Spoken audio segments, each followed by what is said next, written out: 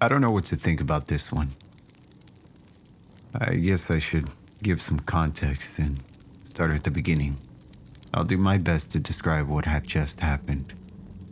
Recently, my brother Zach has really gotten into nature photography, and last weekend we decided to go camping so he could take some pictures.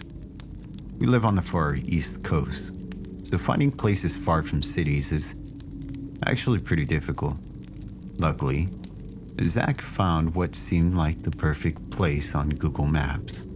The maps showed a wide open clearing right next to a road.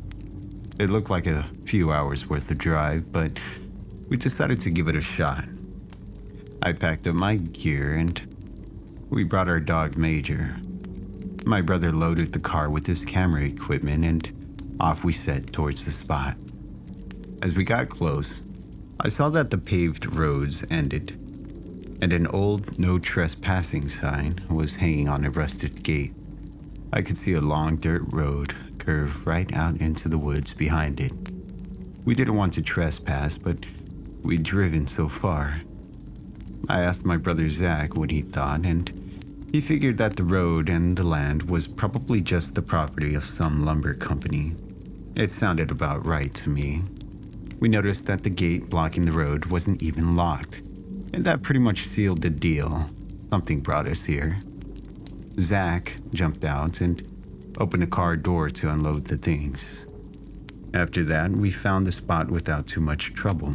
It was pretty much perfect, at first, to say the least. We unloaded our firewood and pretty soon had a good blaze going in the middle of the clearing. Major was running around sniffing everything, looking like he was having the time of his life. Major was our pet bull. We've had him in our family for almost 5 years. He was a good dog, if not a little dumb. I love that dog more than most people. He had helped me through a lot of difficult times. Soon, though, it was dark. We had read online that there would be a thick cloud cover that night, and of course the prediction was pretty spot on. It seemed like the clouds were thick logs just brushing over the tops of the trees. The only light for miles came from our little fire. So I started making dinner wrapped in tinfoil. My brother Zach was holding his camera, taking some pictures of an owl that was sitting on a tree in the distance. Shortly after, he dropped his camera, letting it hang from his neck strap. He looked at me and complained about feeling a bit uneasy. I figured he was just being anxious and didn't put much thought into it while I put together the food. Suddenly, though, silence rang out through the trees. I realized that might not make much sense, but let me explain. If any of you have ever gone camping in the forest, you know there's almost constant sound of crickets, frogs, and the occasional owl, if not just wildlife. It all stopped in a split second. I stood up from my chair and looked into the woods. A distinct clicking sound came echoing into the clearing. Put your thumbnail behind your front tooth and pull it until it makes a hard clack. That was the sound that came in bursts. 3 clicks and then silence. 5 clicks, silence. It sounded wrong somehow, like nails on a chalkboard or a fork screeching across a china plate. I can't explain it, but the click mixed with the silence made the hairs on my neck stand up. Major, our dog, jumped up and stared towards the sound. I could see how tense he was. He began barking like crazy. Major has always been an increasingly easygoing dog. Seeing him freak out like this was something I've never seen before. Before we could do anything, he bolted towards the sound. I jumped up and chased after him at the edge of the clearing, but he was too fast. I reached the tree line and disappeared into the darkness. I stopped at the edge of the clearing, breathing hard. Zach was close behind me, his camera bouncing on its strap. The clicking stopped, however, and the chirping of crickets rang out again through the woods. At the edge of the clearing, I began shouting for Major, but I heard nothing in response. Zach stood staring into the woods uneasily. He asked me what I thought the clicking noise was. I told him that I had no idea. I pulled out my flashlight and told him we needed to go after Major. He looked less than happy, but agreed. I turned back into the woods and started walking in a direction that Major had taken off. After just a few minutes of walking, the light of the small fire was completely blocked by the trees. The only light source that I can see was my flashlight. The woods seemed almost too dark. The thick clouds and remote location gave the woods an almost physical blackness. It reminded me of when I went caving a few years back. Zach and I kept calling out to Major. After a few minutes, I heard a faint whimpering sound. I called for Zach to stop walking and we listened. Zach nodded and whispered, "Yeah, that's Major. Up ahead." We pushed on. Up in the distance, I saw a clearing in the trees. In the middle of it, I saw a huge concrete building. Decades old, graffiti covered the sides. It looked completely out of place in the middle of the woods. I pointed my flashlight at the ground around us. Neither me nor my brother could see any roads that led up to the building. My brother Zach lifted his camera and took a picture. The flash lit up the clearing like a strike of lightning. While we stood there, I thought I heard the sounds of Major whimpering again.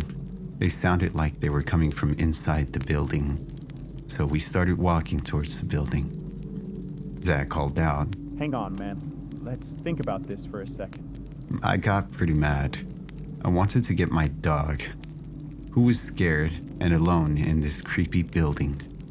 I told Zach he was being ridiculous, especially if he was scared of some clicking noise. He whispered back to me, "All I'm saying is let's just be careful, all right? No sense in running and cutting a leg open on a rusty piece of metal." Looking back now, I wish I had the sense to listen to him. We walked towards the building. A heavy metal door hung from its hinges in the front of the building. I heard my brother Zach step through the door behind me as I was making my way deeper into the structure. The floor and the walls of the hallway were all made of rough concrete. I saw graffiti that must have been decades old covering the walls. The end of the hallway turned to the right. As I made the turn, I saw a pool of something discolored on the ground. The heavy stench of decay hit me like a wave. My flashlight flickered and then it went out. I stood in the darkness, clicking the button, but nothing happened. I figured the batteries had to have run out. I unscrewed the battery cap, switched the position of the batteries, and the flashlight flickered on, but the light was very faint. It spilled over what was clearly a several-day-old deer carcass lying on the ground. Its head was nowhere to be seen, though. Zach started retching and coughing into his sleeve. "Do you think a bear lives here or something?" he said between his coughs. My flashlight died again. The darkness was absolute this time. The stench filling my nostrils made it hard to breathe. I called out again to Major. I heard Zach fiddling with his camera. "Here." He moved in front of me. The camera flashed, lighting up the hallway for a split second. "It'll help some, but not much," he said. "Maybe we should go back for more lights." I shook my head, even though it was pointless in the dark. I heard a yelp of fear and pain from up in the distance. We kept walking down the hallway, careful to step around the deer. Every 3 seconds or so, Zach took a picture, lighting up the hallway and the rooms on either side that we passed. Some rooms had pools of fluid spilling into the hallways. Zach stopped suddenly and I ran into his back. He didn't respond, staring at his camera's display. "What is that?" he whispered under his breath. Then we heard it. A noise echoed down the hallway, the clicking getting louder. I felt numb. I stared into the blackness, not able to see anything.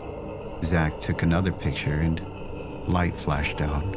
I saw it, whatever it was. It almost looked like a human, but deathly white, pale, and naked. It had unnaturally long arms with claws that extended at least a foot from each finger. I saw something brown all over its chin and chest. I think it must have been dried blood.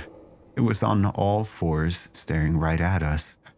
I shouted for my brother Zach to run. I grabbed his shoulder and we sprinted back down the hallway that we had came from. I saw one more flash from Zach's camera just in time before stepping into the deer's body. We ran out of the building and I don't know how we made it through the woods and back to the fire, but once we did, we didn't even pause to pack up our things. We jumped into the car and drove out there. All this just happened yesterday. I can't stop thinking about my dog Major. We left him there with whatever that thing was. Every time I think about it, my hands shake. Still, I can't stand the thought of Major out there alone. We're going to have to go back. I would call the police, but what the hell can they do? We were trespassing. So it has to be us.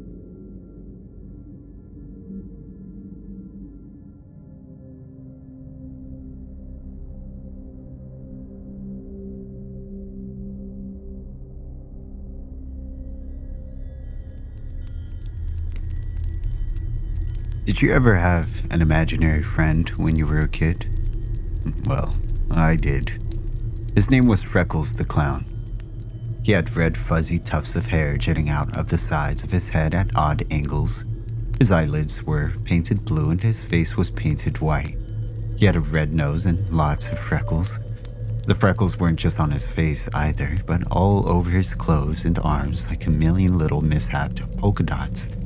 Or more like blood splatter. When I walked home from school, Freckles would tag along. I didn't have many friends, only one or two. They had other friends who they spent most of their time with. So, I was left alone with Freckles. We'd splash through the mud puddles together in the spring, make piles of leaves and dive into them in the fall. We'd even make snow forts in the winter and snowmen to guard them. I never had many real friends, but I was never lonely as long as Freckles was around to keep me company. But what I didn't know was that Freckles was a jealous imaginary friend. He didn't like me hanging out with anybody except for him. So, one day at school, I made a friend. A real one, not invisible like Freckles. A kid named Peter started talking to me during recess. We were both playing on the jungle gym when I saw his South Park t-shirt.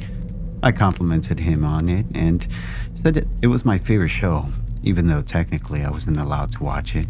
Don't tell that to my parents, though. That seemed to be enough information for him to decide I was okay. He told me that a bunch of his friends were coming over that weekend for his birthday party and invited me to come. I looked around to see where Freckles was, since I was always looking for his approval. He was nowhere to be seen. It was like he had just vanished. I told Peter I'd be happy to go to his birthday party. He gave me his address and told me to be there Saturday around noon. An extra invitation was in his backpack and he gave it to me at the end of the day, hastily filled out with my name, misspelled, but that was okay. I was actually invited to a birthday party for the first time in my life. I really couldn't believe it. The rest of the week I was so excited about this birthday party. It was all I talked about. To my parents, my teachers, to everybody willing to listen. Freckles seemed like he was mad at me though. He didn't want to talk about the birthday party. He didn't even want to hear about it. Eventually, he seemed to come around. By Friday night, he was as excited as I was, but not for the same reasons. Saturday finally came and my mom drove me out to Peter's house. She dropped me off and gave me a kiss on the cheek, telling me to be good before driving away. I went inside and found a bunch of kids from my class who were already there, playing pin the tail on the donkey and wearing pointed cardboard hats covered in polka dots. Hey, look who's here. Peter said when I got inside. He introduced me to his other friends who pretended to meet me for the first time. It was weird because I had seen all of them at school for years, but they acted like I was new to the neighborhood or something. It didn't bother me though. I was just excited to be included for once. Did you bring a jacket? Peter asked. We're gonna go out into the forest and play paintball with slingshots. It turned out his mom had bought a jumbo container of paintballs and a dozen slingshots for his birthday party, since that was what he wanted to do more than anything on his special day. What a great mom. I had indeed brought a jacket with me, and I put it on after we had eaten lunch. I was stuffed from the kid-friendly spread consisting of pizza, Pepsi, and ice cream cake. The 10 of us went outside and made our way to the nearby forest. It's funny, these days, stuff like this would probably never fly, giving kids slingshots and projectiles and sending them out into the forest to have fun. But that's how it was back then. Nobody thought anything of it. We all split up for the free-for-all match and agreed we would meet up again where we started, at the entrance of the forest, once an hour had passed or so. The ground was muddy and fallen leaves covered the forest floor as I walked around by myself, no longer feeling so lonely. Everyone had scattered throughout the forest. Strangely though, I didn't see anyone for a while. Even Freckles had disappeared on me.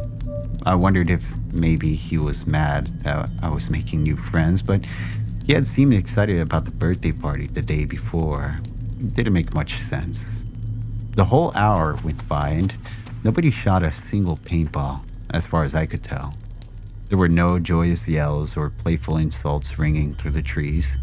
It was dead silent, as if even the birds had become mute or had fled the woods entirely.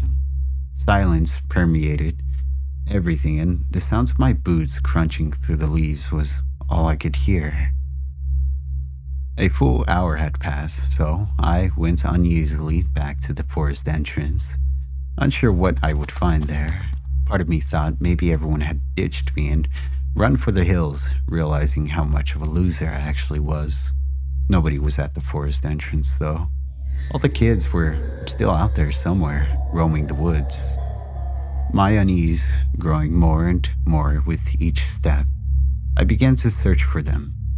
I didn't know why, but a knot of worry was growing steadily in my belly, getting larger and heavier by the second. It took a while to find them. They were all together, so that made it easier.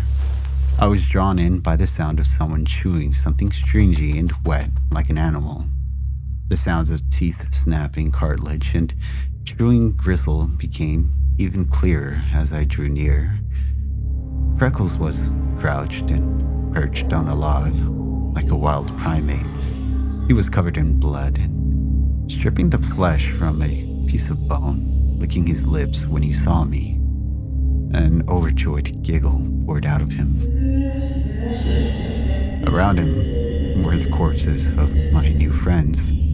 Bloody, ragged, ripped flesh hung from their bones in place where he had taken big bites. Their clothes were ripped and torn from their struggles to escape. You were right. He announced when he saw me. Birthday parties are fun.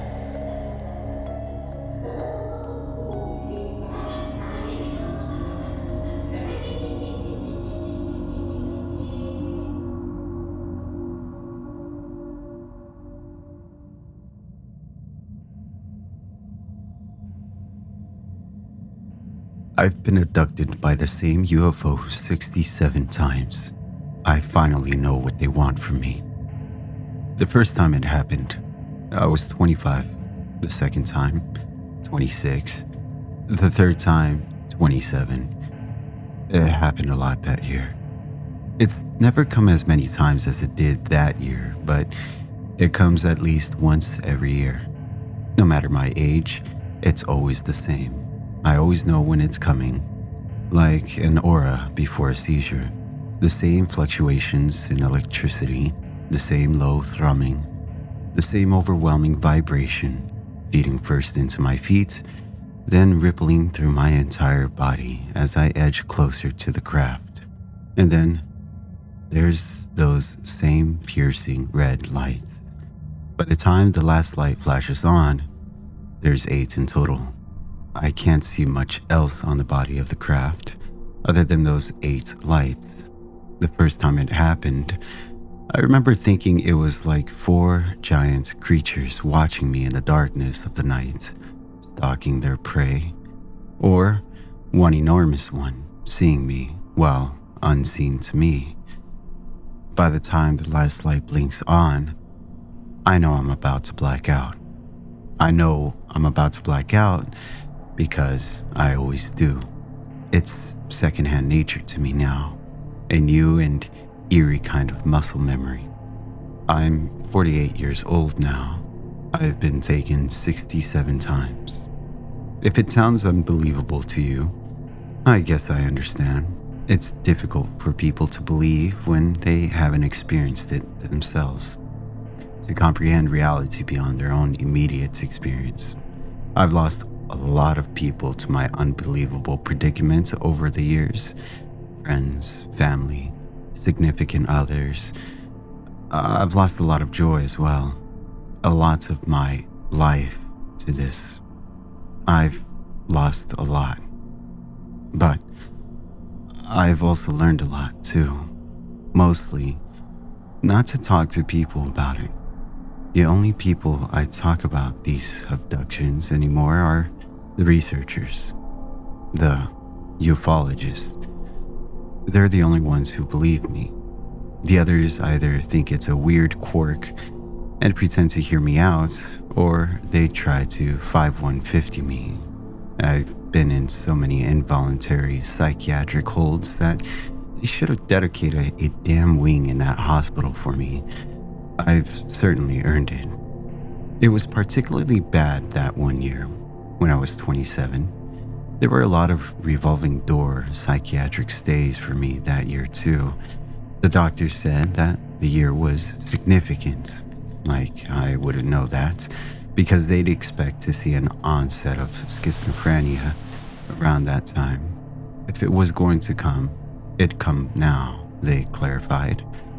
Damn it. So, I am crazy after all. My thoughts, and I ended up taking the pills they were giving me. I took all the pills, all the antipsychotics, then the second blitz of meds piled on to deal with all the side effects that came from such small, unassuming capsules. The dry mouth, the constipation, and the fatigue. None of the extra meds helped with the worst part. The thing I complained about most fell not on deaf ears, but ears that simply couldn't care less.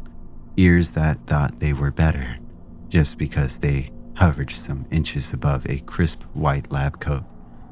The worst part of this, the total loss of creativity, the absolute removal of anything that made life worth living. There were no moments of wonder anymore, just passive observation. I didn't walk through my life. I floated through it, dazed. It was like the entire world was waterlogged, and all of the color had run out of its pages. All of the color, except for the piercing red lights. It was a bad year for me. Things got better though. Marginally better, but still better. When I found the ufologist, it was a chance meeting, and one I felt lucky to have stumbled upon. There was a flyer stapled up at the coffee shop I used to frequent. I used to play my music there. At that point, I only came to listen. Just looking at my guitar made me feel guilty because I couldn't bring myself to love the way it felt in my hands anymore. Because I was grasping at straws just to find the emotion I once used it to express. Anyway, there was a flyer there that caught my eye. There was some sort of paranormal extraterrestrial speaker coming to town. I ripped an info tab off the bottom of the registered. It was a small affair. Not many believers out there, but as soon as the ufologist presented, I knew I needed to talk to them. For the first time in my life, someone believed me. The lead ufologist, Dr. Gray, invited me for a formal interview. I packed a suitcase and flew across the country to meet him and his team. They asked me about my experiences when it had started, what I could remember, For the first time in my life, someone asked probing questions out of genuine interest instead of trying to get me to analyze my false beliefs. For the very first time in my life, a whole group of people listened to me without interjecting, without insisting I must be crazy. For the first time in my life, I was told abductions were real. Dr. Gray advised me to go off my meds if they were bothering me so much. I never took another one of those little life wreckers again. Since then, I felt a lot more stable. The abductions haven't stopped, but they've slowed since that 1 year. When it does happen, I visit Dr. Gray, or he comes to me. His research team is fully invested in me. They want to find out why I've been abducted so many times. Over the years, he's tried to reassure me that the extraterrestrials, or whatever it is responsible for my abductions, likely mean no harm. I try to think the same because there have been times where it honestly feels like they've helped me. Times when I've been sick, so sick I should have been to the hospital but was too scared to go, and I'm almost miraculously cured after an abduction, or the UFO keeps coming until I'm better.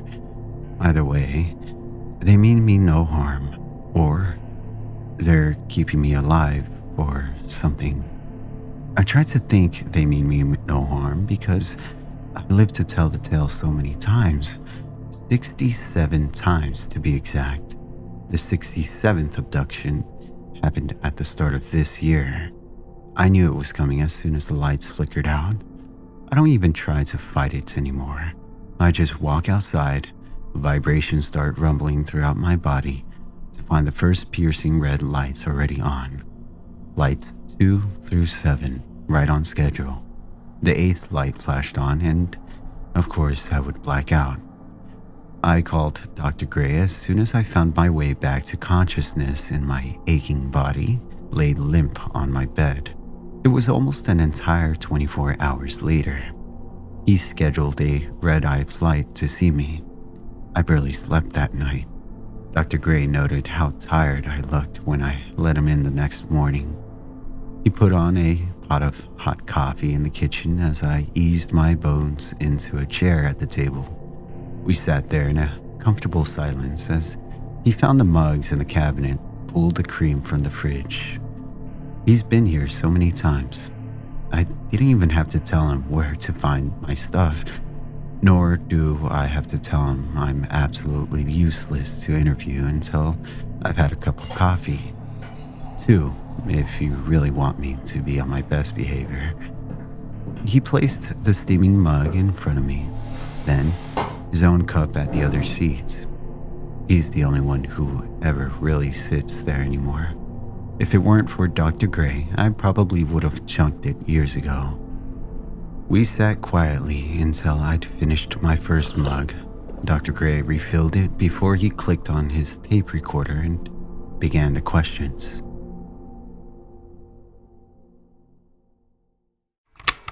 This is Dr. Gray with Subject 11. It is January 4th, 2021, and it is currently 9 a.m. I smirked. Always so official on tape, when our relationship had grown friendly over the years. Tell me about the abduction. I relayed much of what I've already told you here. The electricity, the vibration, the sounds, the lights, and of course the blackout. Sometimes I vaguely remember what happens once I'm actually aboard the craft, but it feels more like a dream than reality. It's less of an out-of-body experiences as much as it is a what even is my body experience. What I do remember feels so much like it's ripped straight out of Hollywood that it makes it unbelievable to skeptics. I'm lying down, my back on a cold metal surface. My vision is blurry, and I'm blinded by a bright overhead light. Even when I do wake up on the craft, I know to squint my eyes closed now. Even with my eyes closed, though, I feel the poking and prodding. My skin is pricked. There are needles. Things are drawn from or injected into my body, more likely drawn, because Dr. Gray has never found foreign substances in my body after he runs labs on me. He does, however, find prick marks in the physical examinations. Did you wake up this time? I tipped my mug to my lips, closing my eyes to take in the comforting aroma as I did my best to scan my memories. All I found in my brain was a nasty ache. No, I don't think so. Nodding, Dr. Gray scribbled some notes down on his legal pad.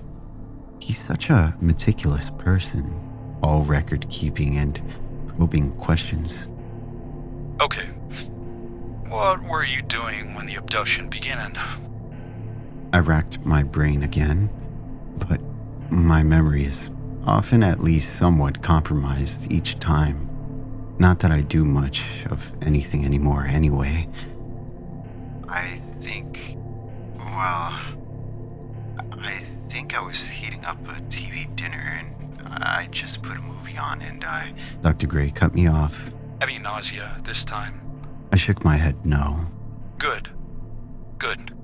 I opened my mouth to continue, but Dr. Gray cut me off again. Have you been experiencing any erectile dysfunction? EB. Blinking, I stared through him, sure that my exhausted mind was playing tricks on me, right? Dr. Gray grinned, breathing a shy laugh.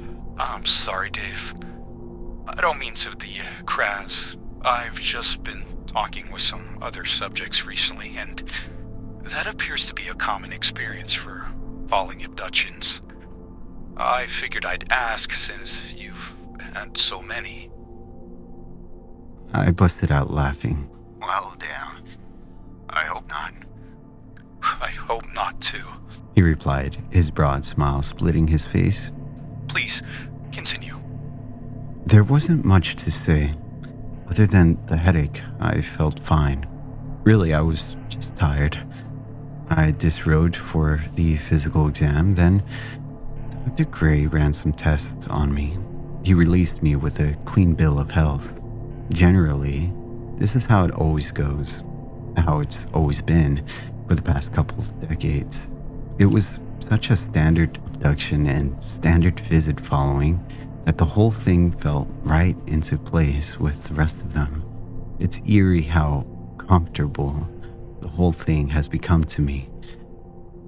But something happened last night that threw my entire understanding of the abductions into question.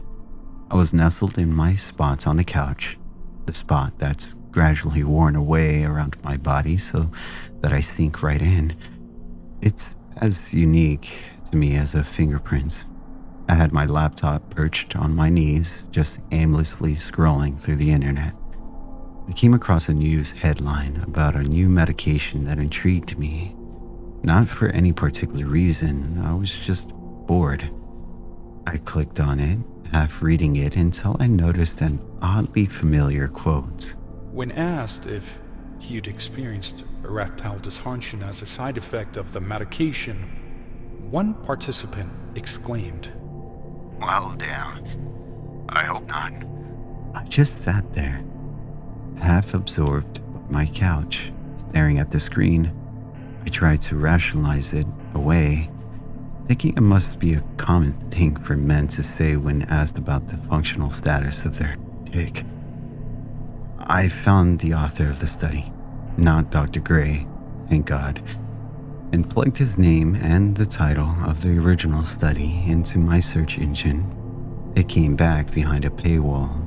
To my surprise, there were dozens of articles authored by this same guy in the same journal. I figured it was a worthwhile purchase, if only to give me something to do for a while. I had a couple $100 burning a hole in my pocket anyway, a gift from Dr. Gray for my time. We had a follow-up interview on the phone earlier this week anyways. The papers were difficult to read, with all their cold and clinical terminology, but I think I got the gist.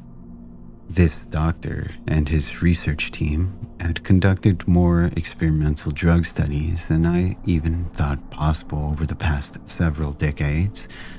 At first, I was only intrigued by the subject matter.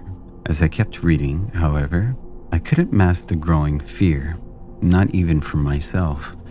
Each study, each drug, and each of their listed side effects, they all seemed so familiar. Even more familiar was the description of subjects in each study, especially in the smaller studies. There were even a few case studies where the sole subject matched me in every single descriptor. Even worse was the fact that this person was constantly referred to throughout paper after paper after paper as Subject 11. Subject 11 had been through a lot. He'd battled several diseases that, as far as I was aware, I never even had. A 27-year-old Subject 11 presented with antibiotic-resistant syphilis, onset 2 years previous. The year of my first abduction, it took years to resolve the infection. A 47-year-old Subject 11 was one of the first test subjects for a new vaccine. Weeks later, he was exposed to the targeted fires. The timeline checked out with my abductions last year. Subject 11 was poked and prodded and experimented on, while I was always released with a clean bill of health. I haven't slept yet. I stayed up all night reading my secret medical history. I went back to the original news article. It's been pulled. You'd think that, with how prolific this scientist is, he'd be much better known, famous even. Well, you think that, wouldn't you? Reading eventually turned to writing this all down. I need someone else to know what's happened to me. I've been silenced for so long. A silence learned from not being believed. I know what's happened to me now, and I won't hold my tongue any longer. There are other subjects out there. Please, if you are one of them, I'm begging you to contact me. I can't live like this any longer. I lost trust in the only person I've ever found it in. I'm not sure what I'm going to do yet, who I'm going to tell. All I know is this. The next time the lights flicker, the air starts to thrum, and the vibration buzzes throughout my body, I'll be ready. I'll be ready before the 8th.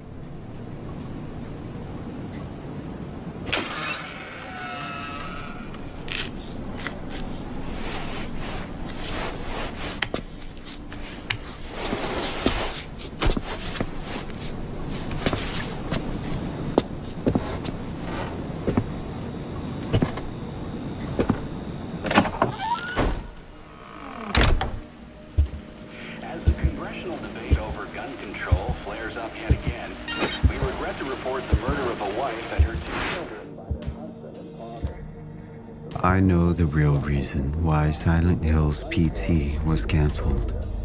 Those were the words I read from the email I received. For those who aren't into video games, I'll give you a Cliff Notes background. From 2012 to 2015, there was a new Silent Hill game in development. In addition to noted game designer Hideo Kojima, many auteurs of horror were involved, including manga artist Junji Ito and filmmaker Guillermo del Toro. In August of 2014, a playable teaser was released, simply titled PT. It was widely acclaimed and generated a ton of hype surrounding what fans were sure would be the best installments of the Silent Hill saga. And then, in 2015, Japanese entertainment conglomerate Konami suddenly canceled the project. Amid widespread criticism from fans, PT was removed from the PlayStation Store and made impossible to reinstall. Initial news reported that Konami was dissatisfied with the direction in which Kojima was taking the franchise. As time went on, the news changed its tune, saying that the game was canceled due to corporate reshuffling at Konami. Both of these statements are false. I know because I was involved in the game's production. If you look at the Wikipedia page for Silent Hill, you'll see under cancellation that video game website Polygon reported getting an anonymous tip confirming that the game had been canceled. I was the one who gave them that anonymous tip. I did it because I need people to know the truth. Of course, no one believed me, so it was never actually published. So, I decided to send the story to someone at random. Maybe you can help me. The truth of the matter is, the game was canceled because, to put it simply, we went too far. Early on in development, someone involved with the production of PT decided to do something a little different. They designed it so that the main ghost, Lisa, would follow the player throughout the game, causing scary noises and shadows throughout the teaser. Of course, the player only looks forward, so the model of Lisa is never actually seen. There was a lot of talks about wasting time developing a model that would constantly follow the player without being seen, when it could have easily been done with simple sound design and effects. But ultimately, they decided it was best just to leave be. Big mistake. As the teaser was developed, many of us, of course, would test it to make sure it was going well. Anyone who played it was immensely excited at first. We knew we had a massive hit on our hands. As time went on, though, the people who play tested the teaser started coming into work exhausted. At first, we just figured they were overworked. Creating a video game is extremely intricate work, and developers spend long hours trying to perfect every little detail, especially with a release of this magnitude. And then, one day, one of the developers, whose name I won't disclose here, didn't come in at all. Those of us who knew him were immediately worried. He hasn't been the kind of guy to just up and miss work. We called him numerous times, but there was no answer. Eventually, one of the developers, who was friends with the missing guy, called his wife to ask whether or not he was okay. After the call, it was said the man's face was a picture of shock. The man hadn't come into work because the previous night, he'd gone down into his basement and hung himself from one of the rafters. Worry turned into shock, and shock turned into sorrow, sorrow into grief. The man had no history of depression or anything that could have led to his death. A few weeks later, another person didn't show up. The first death was still fresh in our minds, so we tried to prepare ourselves for what we assumed was inevitable. Sure enough, about an hour into what would have been their shift, We got a call from the person's family. The night before, they had made their way onto the roof of their apartment building and jumped. I was there when we got the news directly. If I have to be honest, and I do, I think a good many of us knew in the back of our minds what was going on, but we didn't want to accept it. At one point, someone from the Public Security Intelligence Agency, otherwise known as the Japanese FBI, visited to interview us and get any info they could about the people we'd lost. I'm pretty sure they were dissatisfied with what they got, but while I was talking to them, I couldn't help but feel like they weren't telling us everything. I mean, I guess I should have expected as much. What intelligence agency tells its people everything? But it definitely aroused suspicion. It wasn't until 3 more people died that we got the email. Before one of the others had died, they sent something to our office's email address.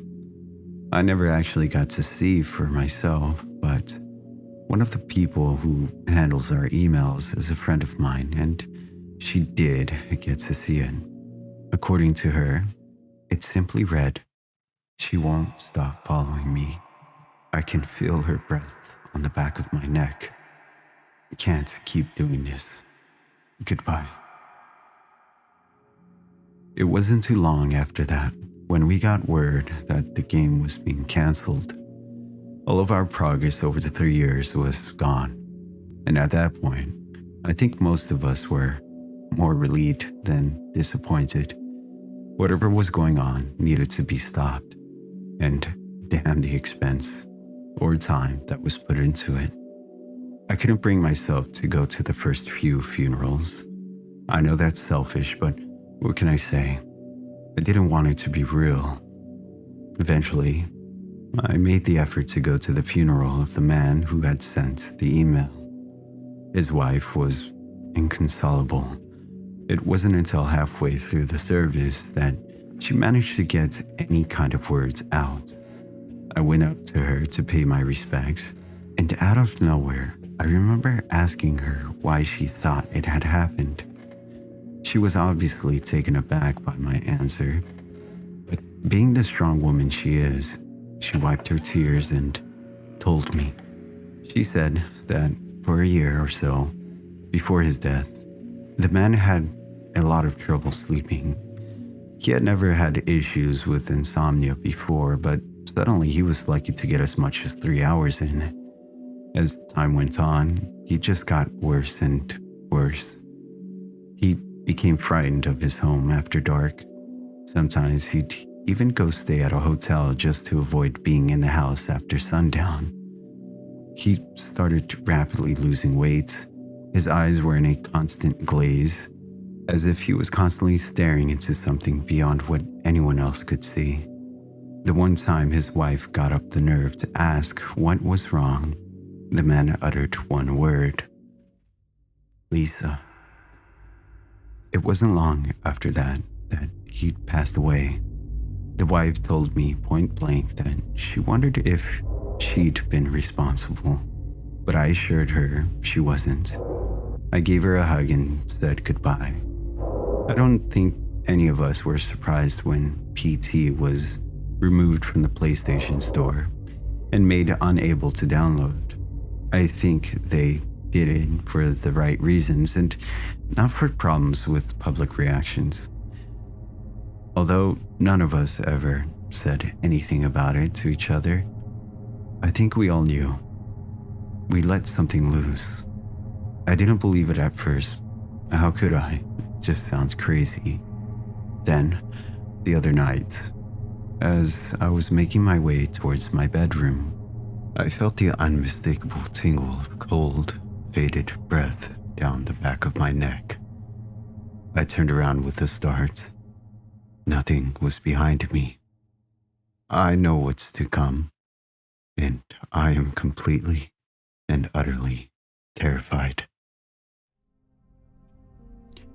The email ended there.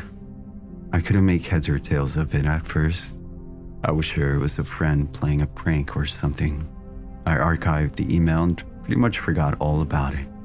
Then in 2019, an indie developer named Lance McDonald used what he called camera patches. This allows the player in PT to look 360 degrees. As it turns out, after a certain point in the game, the ghost Lisa actually does follow directly behind you throughout the rest of the teaser. That reminded me of the email, which I'm really glad I saved. I still don't know exactly what this means, and I'm all the more afraid because of it.